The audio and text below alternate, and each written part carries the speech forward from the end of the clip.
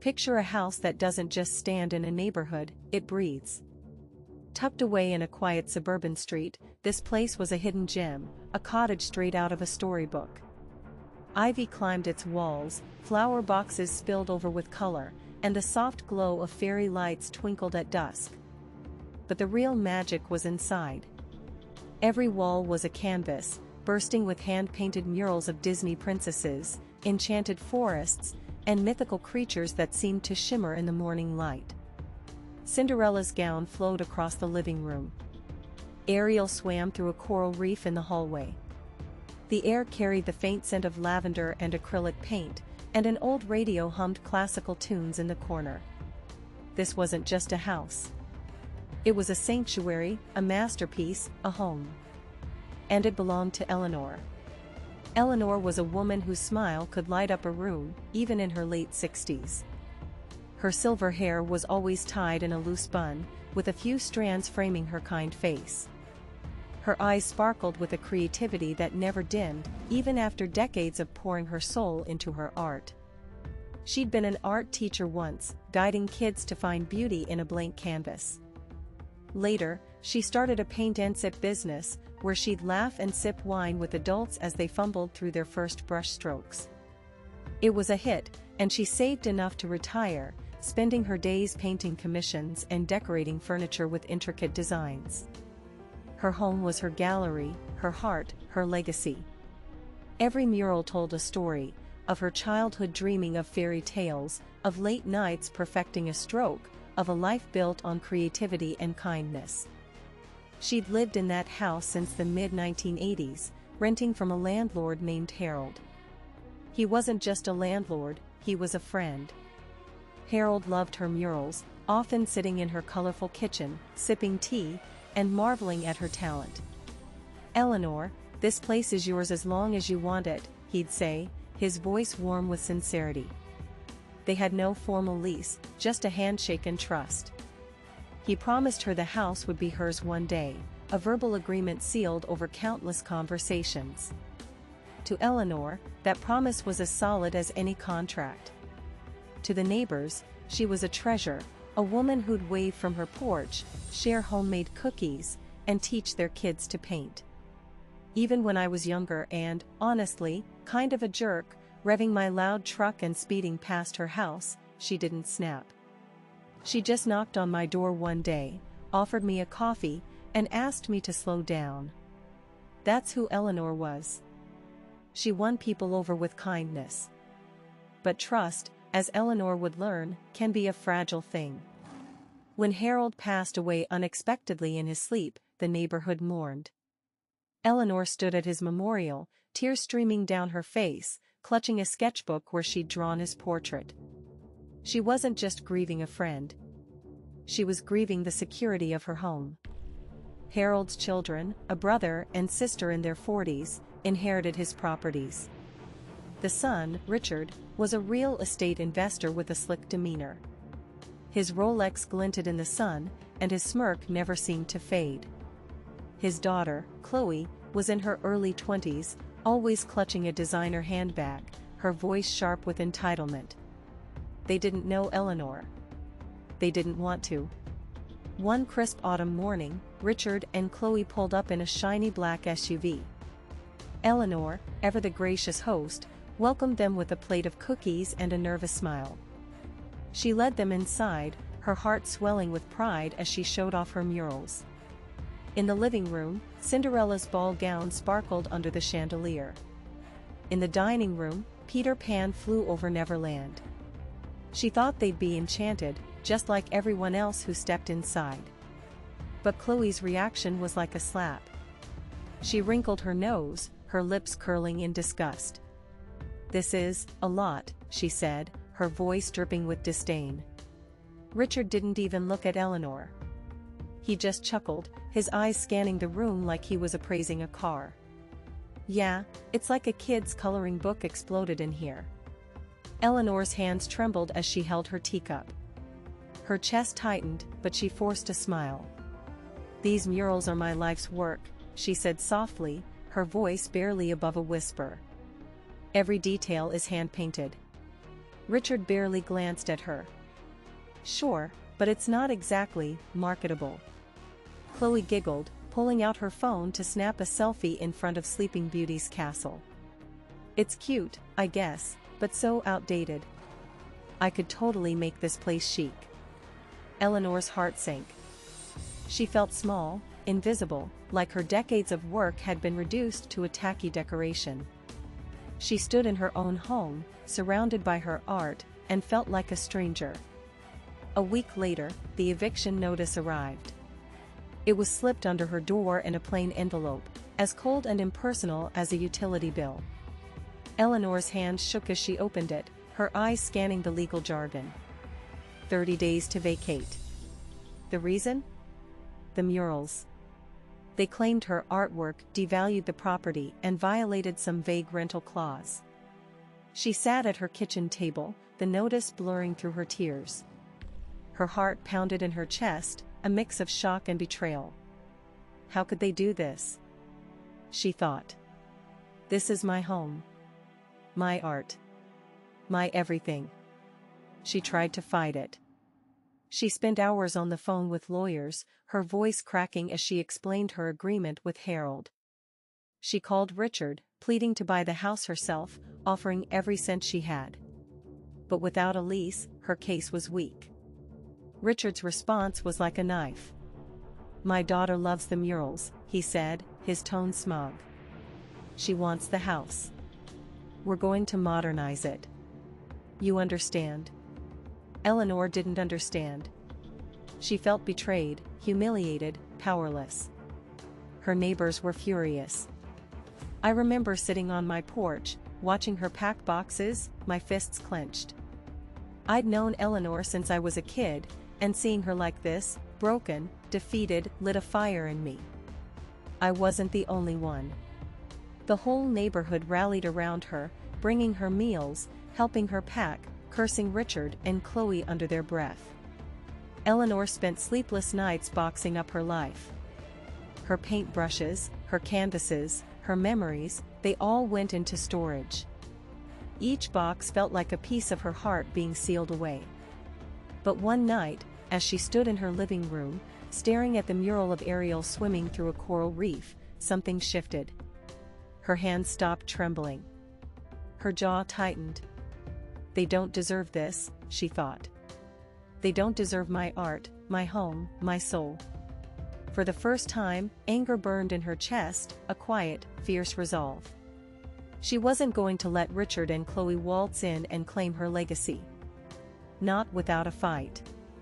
I noticed the change in her the next day. We were sitting in my guest house, where I'd offered her a place to stay. She sipped her coffee, her eyes distant but sharp. Eleanor, what do you want to do? I asked, leaning forward. She set her mug down, her voice steady. I want to leave them nothing. Not a single trace of me. I grinned. I'd been waiting for this. I've got an idea, I said, my mind already racing. I'm a mechanic by trade, but I'd been dabbling in home improvement, trying to master a new powered paint sprayer. It was a beast of a machine, and I needed practice. How about we restore the house to Rebecca standards? I suggested, a mischievous glint in my eye. Eleanor raised an eyebrow. Rebecca standards? I laughed. You know those flipper houses, sterile, soulless, all white and gray. The kind of place that screams basic. No personality, no warmth, just nothing. Eleanor's lips curled into a smile, slow and deliberate. It was the first time I'd seen her smile in weeks. That's perfect, she said. Let's give them exactly what they deserve. The plan came together fast. Eleanor wanted to leave the house as a blank slate, stripped of every ounce of her magic. But it wasn't enough to just erase the murals. We wanted Richard and Chloe to feel the weight of what they'd done. I offered to do the work for free, partly because I owed Eleanor for all her kindness over the years, partly because I wanted to see Chloe's smug face fall. My friend Maria, a landscaper with a knack for transforming yards, jumped in too. She'd always admired Eleanor's garden and hated what was happening. Eleanor's only condition? She'd paint a mural in my guest house, a vibrant, joyful piece to remind her she was still an artist. I agreed in a heartbeat. Week 1 was about clearing the house. The neighborhood turned out in force. Old Mr. Thompson hauled boxes in his pickup. Sarah, the single mom across the street, brought her kids to help scrub floors. The air was thick with the scent of cleaning products and determination. We moved Eleanor's furniture to storage, every piece wrapped carefully, like we were preserving her legacy. Eleanor walked through the empty rooms, her footsteps echoing. She ran her fingers over the murals, her eyes glistening. "I thought I'd grow old here," she whispered. I put a hand on her shoulder. "They're not getting away with this," I said. She nodded, her jaw tight. Week 2 was where the real work began. I brought in industrial sanders, their high-pitched whine cutting through the quiet street. The murals, Eleanor's heart and soul, were buffed away, layer by layer. Cinderella's gown faded to blotches of blue. Peter Pan's Neverland dissolved into streaks of green. The smell of dust hung heavy in the air, and every scrape of the sander felt like a wound. Eleanor watched from the doorway, her face unreadable. "It's not my home anymore," she said, her voice steady but her hands clenched. I nodded. "We're taking it back." Once the murals were gone, the house looked raw, like a canvas stripped bare. That's when I unleashed the paint sprayer. I'd been dying to test it, and this was the perfect chance.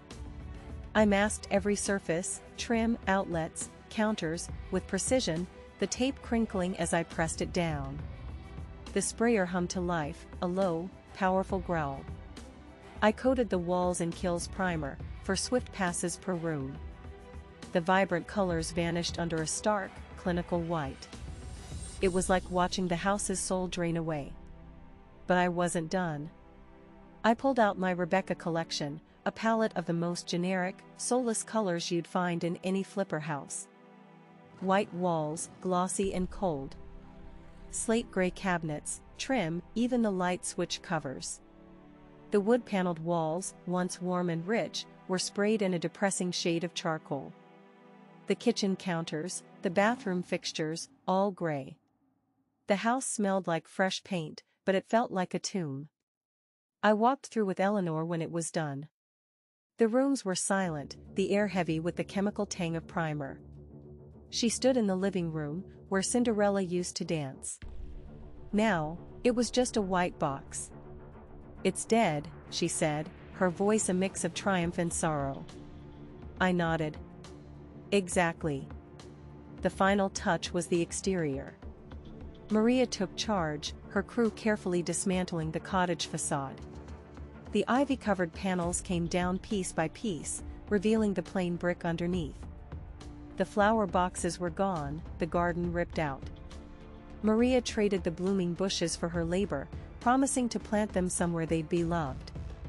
By the time she was done, the front yard was a barren wasteland of gravel and sand, with a single boulder sitting like a mocking centerpiece. The house looked like every other bland rental in the city, no charm, no character, no Eleanor. The day Richard and Chloe arrived to claim their prize, I was ready. I sat on my porch, coffee in hand, with a clear view of the house. The black SUV rolled up, and Chloe stepped out, her designer sunglasses glinting in the sun. She was practically bouncing with excitement, her phone already out to document her new home. Richard followed, keys jangling, talking loudly about investment potential. They unlocked the door and stepped inside. I leaned forward, watching their silhouettes through the window. The silence was deafening. Chloe's smile vanished. Richard froze. They wandered from room to room, their footsteps echoing in the empty space. I could see Chloe's hands fly to her face, her mouth moving in what looked like a scream. "What is this?" she shouted, her voice carrying through the open window. "Where's the art? This looks like a freaking morgue." Richard stormed out, his face red, yelling into his phone. This wasn't the deal. You said the murals were still here. Chloe followed, tears streaming down her face, mascara smudging. I wanted the Disney house, she wailed, stomping her foot. This is ugly. It's ruined. They stood in the gravel yard, staring at the boulder like it was laughing at them. The U-Haul sat untouched, and by the end of the day, they were gone. I called Eleanor that night. She was in her new home, a cozy property in another state with a full art studio on the first floor. I could hear the smile in her voice as I described the scene. They thought they could take my home, she said, her laugh sharp and cathartic. Now they've got nothing but regret. I grinned. You should have seen Chloe's face. She looked like she'd been slapped. Weeks later, I heard from a neighbor that the house was still empty. Richard had listed it for rent, but no one wanted it. It was too plain, too lifeless. Chloe refused to move in, calling it a basic hellhole. Rumor had it she threw a fit at her dad, blaming him for the whole mess.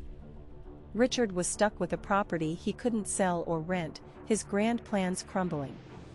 I drove by one day, just to see it. The gravel crunched under my tires, and the house loomed, cold and empty. I thought of Eleanor, painting in her new studio, her murals alive again. She'd won. Sometimes, justice isn't loud or flashy. It's quiet, deliberate, and oh so satisfying. Eleanor didn't burn the house down or break the law. She simply took back what was hers, her art, her spirit, her legacy. And in doing so, she left her betrayers with a shell that mirrored their greed. They thought they could erase her. They thought wrong. If this story gave you chills or made you cheer for Eleanor, smash that like button and drop a comment. What's the most satisfying revenge you've ever seen or heard about? Maybe you've got your own story, spill the tea. Don't forget to subscribe and hit the bell for more epic Reddit revenge tales that'll keep you glued to your screen. Thanks for watching, and I'll see you in the next one.